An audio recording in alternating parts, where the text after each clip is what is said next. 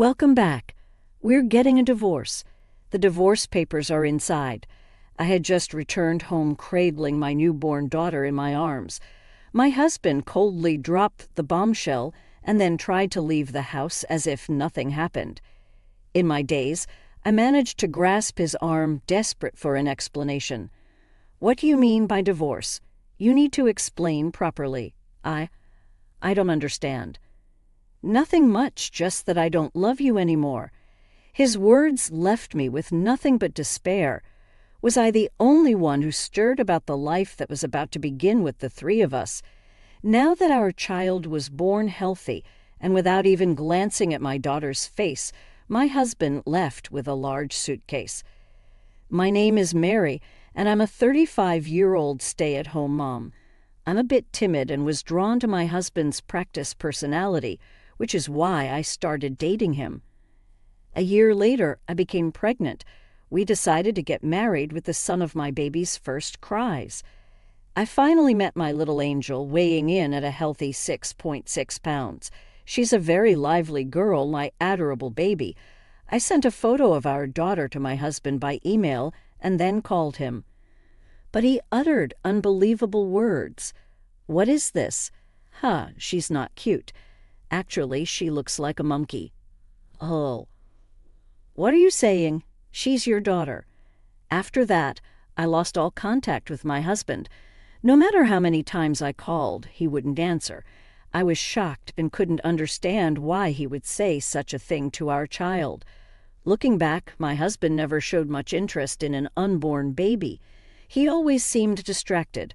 I had always felt uneasy about his indifference, but I was too busy dealing with severe morning sickness to address his aloof behavior.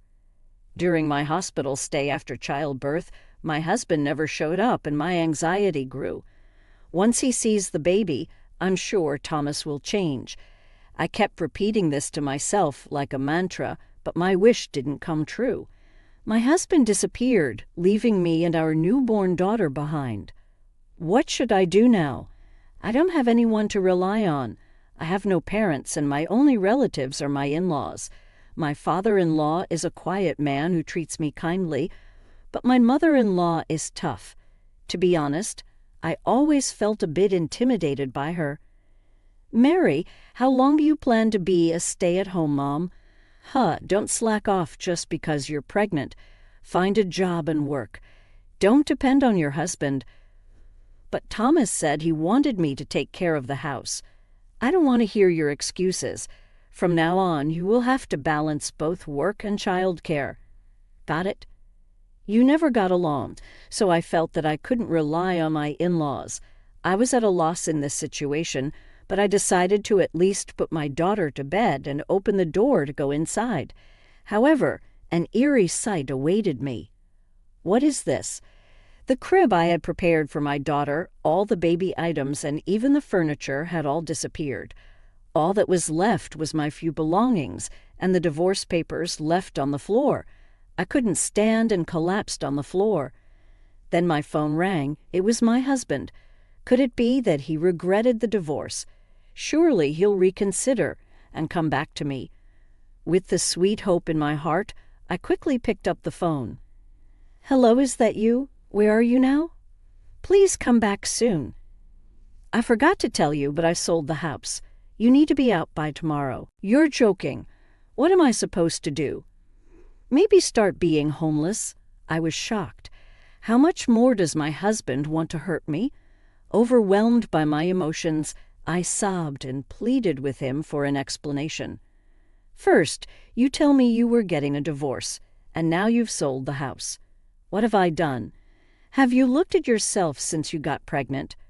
What do you mean? You look so pale every day. I thought I was living with a ghost." He said that with a snort, and then he continued in a cold voice. "I married you because you were a woman who would do anything I said. But now I regret it." "What? I'm divorcing you because I'm tired of your timid personality." "That's so unfair. You're being too selfish. There's nothing more to talk about. Get your stuff and get out of the house. Bye." At that moment, I felt a surge of hatred towards my husband for the first time. But no matter how much I blamed him, our situation wouldn't change. Feeling powerless, I decided to leave the house to buy diapers or formula that had been thrown away from my daughter, who had been sleeping soundly until a moment ago suddenly started crying and wouldn't stop, no matter how much I tried to soothe her. Perhaps my daughter sensed my frantic feelings. Having been betrayed by the husband and losing a home, I was still having to do something for her sake. As I sat on a park bench nearby, trying to calm my daughter, an unexpected person appeared. "You shouldn't take a newborn baby outside. How irresponsible can you be? Act like a mother." "A mother-in-law? You really don't understand anything. How do you plan to take responsibility if something happens to this child?" It seems my mother-in-law, who knew the date of my discharge, had come to visit our house. However, finding it vacant, she followed the sound of a baby crying and found me. As I was being berated by my mother-in-law, I felt a surge of emotions and began crying uncontrollably. Then I felt a warm touch on my back. "I didn't mean to make you cry, but why are you here? Where's Thomas? Please explain what happened." My mother-in-law was gently patting my back, trying to calm me down. Confused by her kindness, which I had never seen before, I slowly explained what had happened. "Thomas did what is unacceptable. If you don't have a place to stay, come to my house for now." "But no buts. Let's go. I'll carry your bags." I was ushered by my mother-in-law and headed to her house. Upon arrival, she uttered words that left me astonished. "Let's live together from now on." "What? You don't have anywhere else to go, do you? Are you planning on becoming homeless with your baby? At least here you can stay out of the rain and have food to eat. Let's do this." I couldn't hide my confusion. Even though she had been treating me coldly and making sarcastic marks every chance she got, she was acting like a different person now.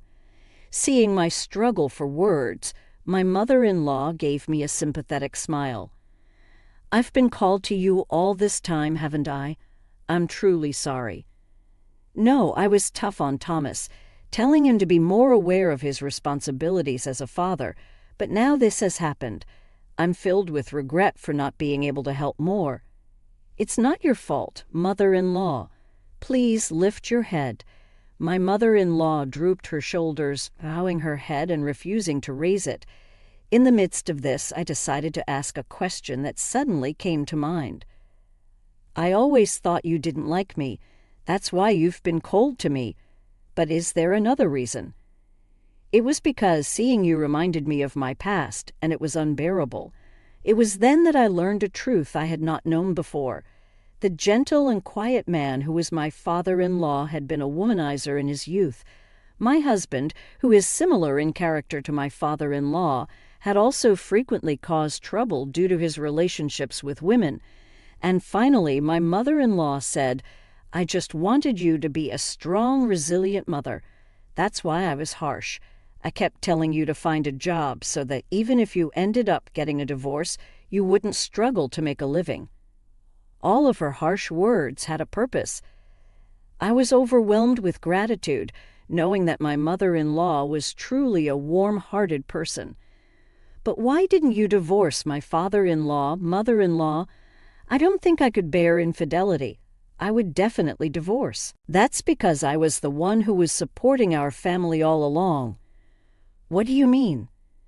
"To look down on me, a stay-at-home wife at the time, and changed women as if they were disposable. But I couldn't stand it, so I started to work. Eventually, I started earning more than him. He didn't want to lose the comfortable life we had, so he became submissive to avoid me divorcing him." So the father-in-law I see today is the reformed version after he reflected on his actions. Exactly. I thought that was the best punishment for him, rather than just divorcing him. As I continued to have such a conversation with my mother-in-law, I found myself smiling without realizing it. However, my mother-in-law's expression suddenly turned serious. "Speaking of Thomas suddenly wanting to get a divorce, could it be because he's having an affair and wants to be with that person? Did you notice anything unusual about his behavior?" Honestly, I have no idea, but I can't just do nothing and let the divorce happen. I took out the divorce papers I had brought from home. Wait, is this? When we saw the papers, my mother-in-law and I exchanged looks. With a certain resolution in mind, we decided to make a plan. The next day, my mother-in-law called Thomas to put the plan into action. I heard you want to divorce Mary. She already told you, huh? What are you talking about? I'm absolutely thrilled. It's right to divorce someone like that. You should replace Mary with a younger and more beautiful woman. Yeah, you're right. I never want to see her face again. She might be living under some bridge by now. What a pathetic man. He seemed to completely believe that my mother-in-law hated me. I felt anger rising within me as I heard him getting overjoyed without knowing I was listening in on the conversation. But hell is waiting for him. Actually, I have someone I'd like to introduce to you. Oh, you've already found your next mistress, Mary? Well, yeah, that's something to celebrate. I'm going to pull out a celebratory gift for the two of you. I have a term deposit of $10,000 maturing next month. I'll give it all to you as a gift. Are you serious? Of course, but in return, I expect a grand celebration and a proper introduction to your partner. Don't rush and register the marriage before that, okay? I got it. Then I'll bring my partner to my family home in a month. Please take care of the gift money. My mother-in-law, such a great actress, had my husband fall right into our plan. Mother-in-law and I exchanged satisfied smiles. I decided to continue my secret preparations until the day came. A month later, my husband, oblivious to the trap, arrived at our family home in high spirits with a young woman. I opened the front door with as much composure as I could muster and greeted them. Welcome. Huh? Why are you here? My husband looked as if he was about to faint from surprise, and the woman looked utterly confused. Then my mother-in-law joined us. Come in, she said with an authoritative tone. Overwhelmed, the two timidly entered the living room. Mom, what's going on? Shall we start, Mary? Mother-in-law presented them with several photos of them entering a hotel and a report detailing their activities over the past month. I'm suing you for damages with this month's evidence. There's no escaping it. Be ready. Hold on, how did you gather all this evidence? Mother-in-law took care of the detective's fees, she said. It's best to leave these things to the professionals. Mom, why would you cooperate with her like this? Oh, am I wrong? Who would side with the man who abandons his wife and child for another woman and plans to remarry? It's outrageous. What about the $10,000 gift money? That was a lie to keep you from filing the marriage registration for a month. You tricked me. My husband was visibly upset, and the woman sitting next to him looked like she wasn't expecting this to happen. I thought we had finally managed to punish the two of them, but then my husband says something unbelievable. We're already divorced. You can't sue for damages by claiming I cheated on you now. Thomas is right. I'm not paying any damages. I was astounded at their words. The statute of limitations for suing for damages is 3 years from the time you find out about the affair. Confidently snorting at their ignorance, I decided to share a certain truth with my husband and the woman. You know, we're still married, Paul. I haven't filed the divorce papers you left behind. Stop messing around. Why haven't you filed them? I wasn't satisfied with you just declaring a divorce without any explanation. Moreover, did you realize the incredible mess you left behind the day you moved out? Upon hearing this, my husband and the woman were both confused and exchanged glances. I presented them with a certain document. This is your marriage registration form, isn't it? I thought we lost it. Why you have it? It was overlapped under the divorce papers. You really are careless, leaving something like this behind. I laughed. Yes, the document I presented was their completed marriage registration form. Today we found this out. My mother-in-law and I discovered that my husband, Thomas, was planning to marry his mistress even though our marriage was still ongoing. We decided not to divorce immediately, but to gather evidence to prove that Thomas was having an affair. I will never forgive you for abandoning our family, and you too, Laura. I'll make sure you pay the alimony. As I declared this, the color quickly drained from Thomas's face. However, for some reason, the woman had a triumphant expression on her face. Well, if you're going to divorce him, that's actually fine with me. She's smart, huh? Because Thomas is rich, he can afford to pay whatever alimony he needs to, right? Hearing the woman's words, I finally understood the odd feeling I had about my husband. Thomas was by no means a high-income earner, yet when he appeared for the first time in a month, he was dressed in head-to-toe designer brands. I presumed that my husband, Thomas, had been pretending to this woman that he was wealthy to finance his affair. I assumed he sold our furniture, baby items, and even our house. I decided to break the news to this smug woman. I'm sorry to disappoint you, but this man isn't rich at all. What are you talking about? He only makes around $1,500 a month. That's pretty low for his age. I know his wife. I know what I'm talking about. What? That's not what I heard. Thomas, is what this woman's saying true? Why so silent? Looks like you've seen a ghost. Why don't you tell Laura the truth yourself? Unable to utter a word, Thomas just hung his head. The woman, losing her patience, exploded in anger. I call off our engagement. I have no use for a man with no money. Wait, please don't abandon me. I had never seen my husband in such a pitiful state. As soon as the woman announced the cancellation of their engagement, Thomas fell to his knees, begging for forgiveness. I couldn't stand their display, so I interrupted them with a shout. Enough. If you want to fight, do it elsewhere. Get out right now. The two, startled by my sudden outburst, fell silent. Then my mother-in-law, who had been silent all this time, finally spoke. Thomas, you're no longer my son. Mom, what do you mean by that? I'm disarming you. Take that woman and leave right now. Don't ever show your face again.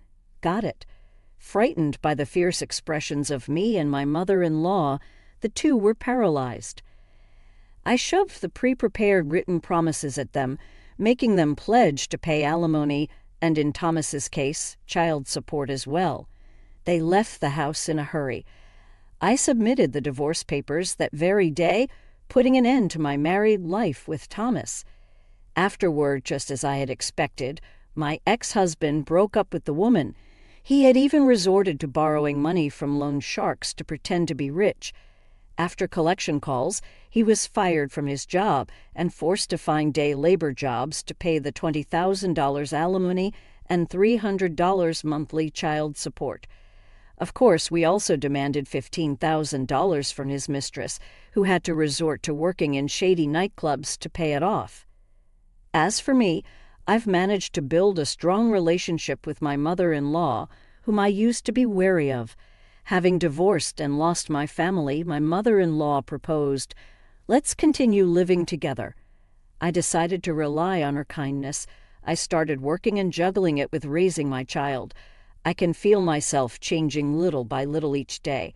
I think it's because I've become a mother and have someone I need to protect, and because I've been watching my mother-in-law up close. I want to continue living peaceful days with my beloved daughter and the in-laws who I want to cherish for the rest of my life.